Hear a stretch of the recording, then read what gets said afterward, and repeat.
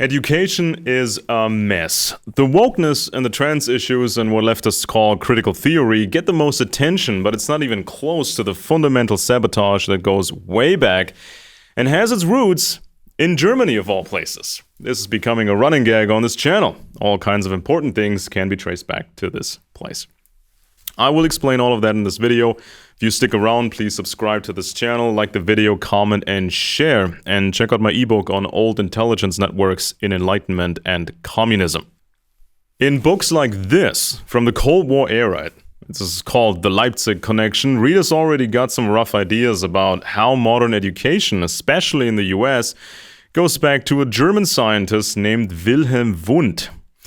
His prime students became the next generation of leaders in the field of developmental psychology of children. These men returned to the United States and created the new organizations and standards. The results were catastrophic.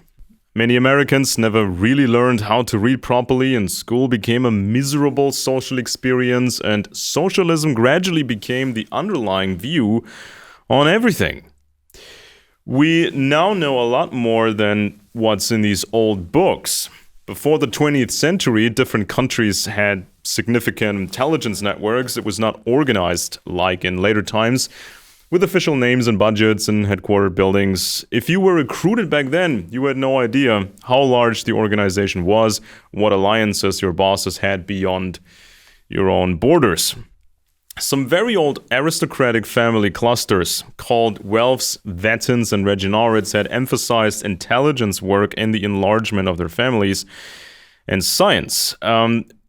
Because for the longest time they did not possess vast territories and armies. Over time they controlled some bits of Germany, then Denmark, later even Britain. That's when they really took off. King George III, for example, the enemy of the American rebels, was a Welfe from the Hanover sublineage.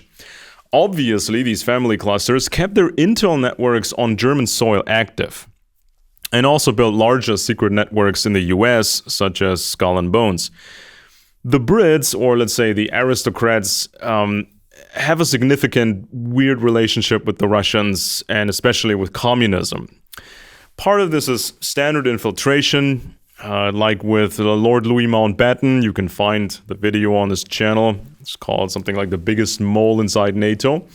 The other factor appears to be that the aristocracy had the plan of creating a new version of serfdom-type control, painted as red, socialist.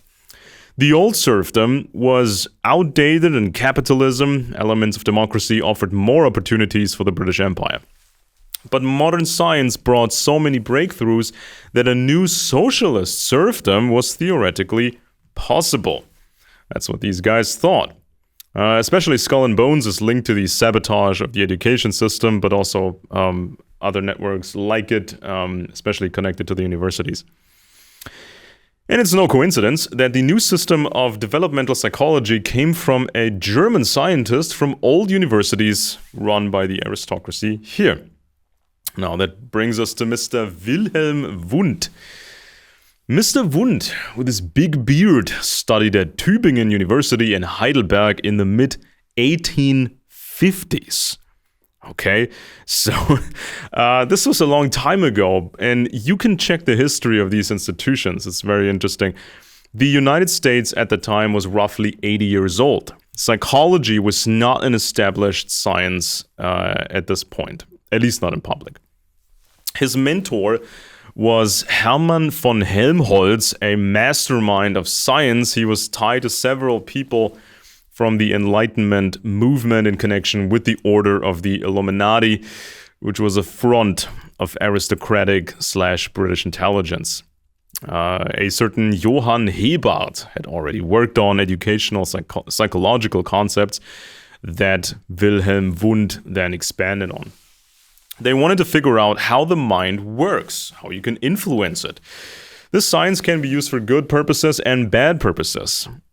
Man was more like a machine to them, especially the brain. So some of these people, they did not like this idea of a soul or anything larger than us. So they were trying to view this like any other science. And so they developed their system of the human mind and these graphical schematics of the different parts of the mind. Those schematics, they look like a Rosicrucian or Kabbalistic graphic, interestingly enough, which is not surprising because as these scientific societies, for example, the British Royal Society, leading scientific body in the world, they started out as halfway scientific and halfway ancient mystery cults, and you found quite a bunch of Rosicrucians in there. Before it was reformed under the Welfen King George I, and then the Royal Society for Science, it got a sister organization, which is British Freemasonry. Many people don't know that these two are linked. This was meant to have a controlled Enlightenment transformation in Britain and to create chaos outside of Britain and to spy. So, so this is a network of people. And they painted themselves as, modern Enlightenment, changing things, illuminated, all that. And so these people knew each other. One of the leading Enlightenment people, Gottfried Wilhelm Leibniz, had a tremendous influence on Mr. Wundt. Leibniz made a big career. He made a big career in Hanover, the origin of the Hanover sublineage of the Welfen. Leibniz was very close to Princess Sophie Charlotte von Hanover. Her brother became King George I of Britain. One of the schools that my kids attend is named after Mr. Leibniz. So still, these names are attached to education schools. They wanted to run all of that. Mr. Wundt rejected ideas about a soul. He was all about a mechanical brain. In 1879, at the University of Leipzig, Wundt opened the first laboratory ever to be exclusively devoted to psychological studies, and this event marked the official birth of psychology as an independent field of study. So some people may think that, psychology really started with Sigmund Freud, but, he came actually pretty late to the party. The Americans he taught include James McKean Cattell, first professor of psychology in the United States, Granville Stanley Hall, the father of the child psychology movement and adolescent developmental theorist, head of Clark University, Charles Hubbard Judd, director of the School of Education at the University of Chicago, Walter Dill Scott, who contributed to the development of industrial psychology and taught at Harvard, Edward Bradford Titchener, Leitner Whitmer, founder of the first psychological clinic in the country, and Frank Aniel, Edward Wheeler Scripture, James Mark Baldwin, one of the founders of Princeton's Department of Psychology, and then there was John Dewey. So, you got these European weirdo German Illuminati guys, these fake Enlightenment people who were run by the high-level aristocracy. So you got these Illuminati guys, and they heavily influenced this Hermann von Helmholtz. That name is still pretty famous in science.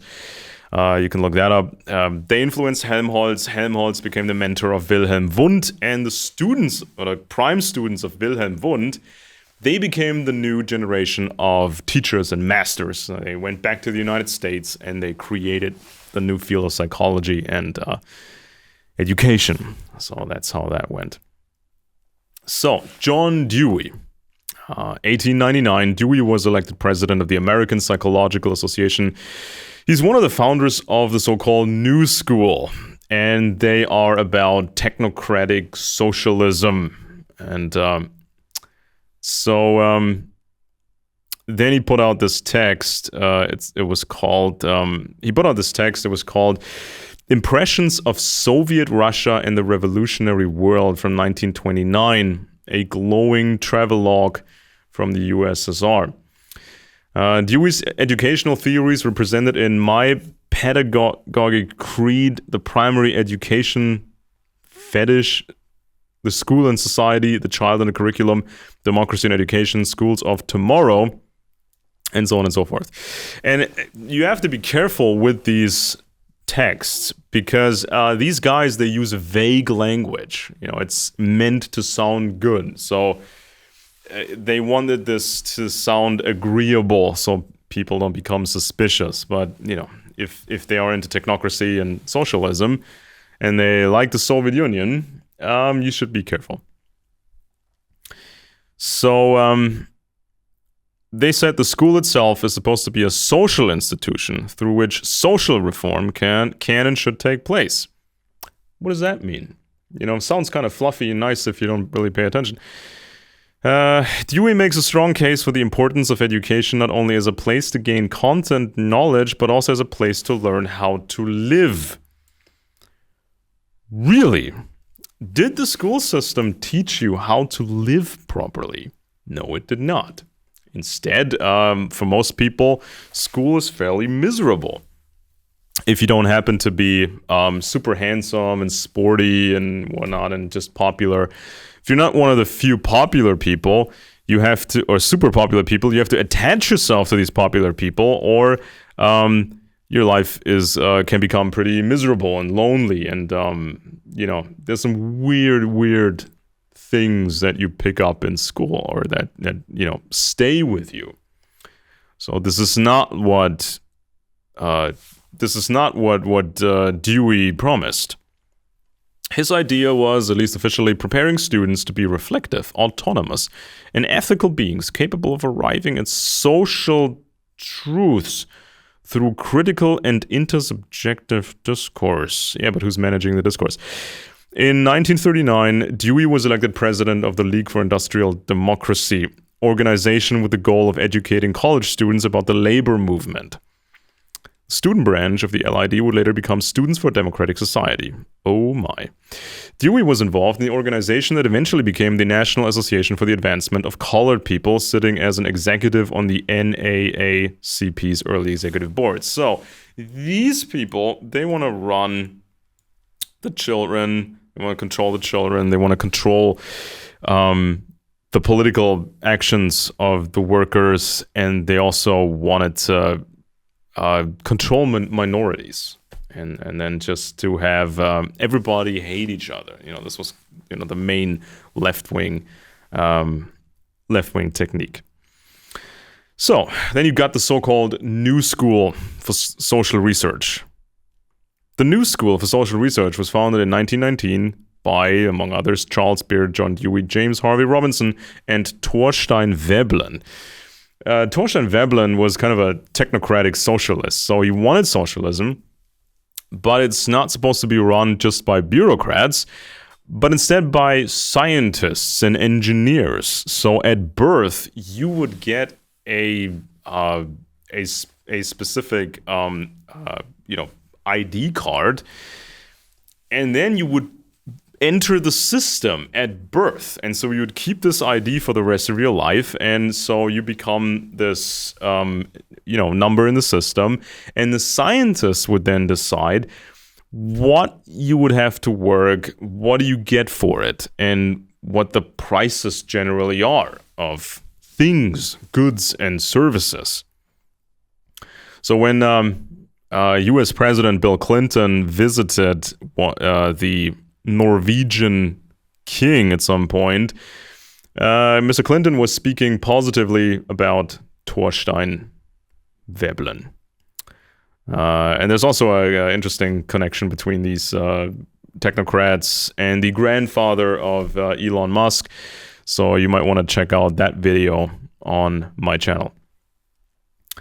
In 1933, what became known as the University in Exile, it had become a haven for scholars who had been dismissed from teaching positions by the Italian fascists under Benito Mussolini, or had to flee Hitler and the Nazi Party. The University in Exile was initially founded by the director of the New School, Alvin Saunders Johnson, through the financial contributions of Hiram Hell and the Rockefeller Foundation.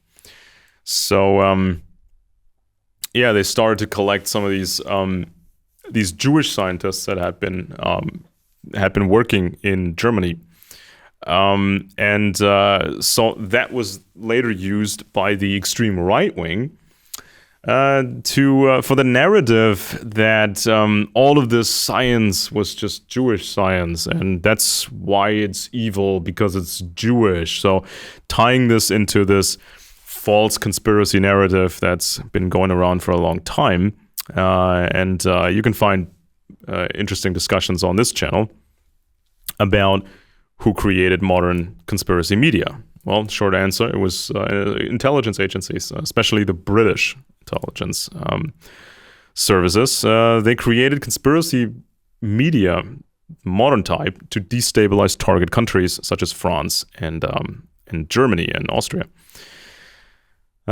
So then we got G. Stanley Hall. Hall believed that humans are by nature non-reasoning and instinct-driven, requiring a charismatic leader to manipulate their herd instincts for the well-being of society. Oops. He predicted that the American emphasis on individual human rights and dignity would lead to a fall that he compared to the sinking of Atlantis. Hall consistently argued against intellectual attainment at all levels of public education. Open discussion and critical opinions were not to be tolerated. Students needed indoctrination to save them from the individualism that was so damaging to the progress of American culture. Hall also expressed openly eugenic views in many of his writings. He was listed in numerous American eugenic organizations as its leader. So, so these people, they didn't just want to schmooze up to the left wing, they also wanted to schmooze up to the right wing. But you can't really judge all of this, just going by these standard ideological, by using these standard ideological ways of thinking. Because sometimes, for example, communists can pretend to be something else. And of course, that makes your job harder to detect them. And sometimes powerful people who are not really communists, they might be considering establishing their own form of communism to rule the people below them. That is also possible. So not everybody who converts to communism or defects to the communist, strategy or whatever, not everybody who goes to, who becomes a communist is a believer in Marx and Lenin. So sometimes these people defect just for control. Then we got Walter Dill Scott. He decided to go to Germany with his wife and study psychology with Wilhelm Wundt at the University of Leipzig. He was elected president of the American Psychological Association in 1919. According to Scott, consumer suggestibility was based on factors like emotion, sympathy, and sentimentality. He believed that advertising was primarily a persuasive tool rather than an informational device, and that advertising had its effect on consumers in a nearly hypnotic manner, which is also the techniques that politicians use and activist influencers, communists, all kinds of ideologists. They all use these marketing techniques to get their message across. Then you got Charles Hubbard Judd. He got his PhD at the University of Leipzig under Wilhelm Wundt. Judd was director of the Department of Education at the University of Chicago for quite a while. He was also the director of the psychological laboratory at Yale University. Then he became head of the Department of Education at the University of Chicago. Throughout his career, Judd published many of his ideas about social psychology. Some of his published work is Psychology of Social Institutions and Education as Cultivation of the Higher Mental Processes in 1936. Now you have to remember, if you talk about these guys, top level universities, and sometimes these people had parents who already went to these elite universities, or then the next generation, they all go to these universities. So they don't really visit normal schools. They don't go to normal universities. And so this is how you can use legitimate research, whether it was older stuff from, the Germans, what was then discovered in America. You can use the good stuff for a selected circle of kids, and then students in their teens and 20s. You can use the good stuff for your own people, and you can use the bad stuff for everybody else, the general public. So if the scientists say, well, this is good for somebody's development, this is good for, creating the next generation of adults, this is the good stuff, then you can just do the exact opposite, with the general population. So you just do what messes kids up. This is what's possible. Then we got James McKean Cattell. He found his calling after arriving in Germany for doctoral studies, where he was supervised by Wilhelm Wundt at the University of Leipzig. Cattell became the first American to publish a dissertation in the field of psychology. The title of his German dissertation was translated into psychometric investigation. So they already use that term, psychometric, how you can measure a person's personality. You break it down into different attributes, like introversion, extroversion. Does this person like new things, or does this person dislike new things?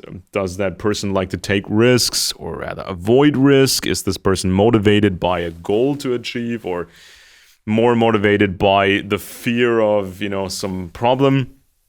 You can measure narcissism. You can measure, things on the psychopathic, how far somebody is on the psychopathic scale. You can measure all kinds of things. And then you get a profile of that particular person. And then you can compare it to, other people's profiles.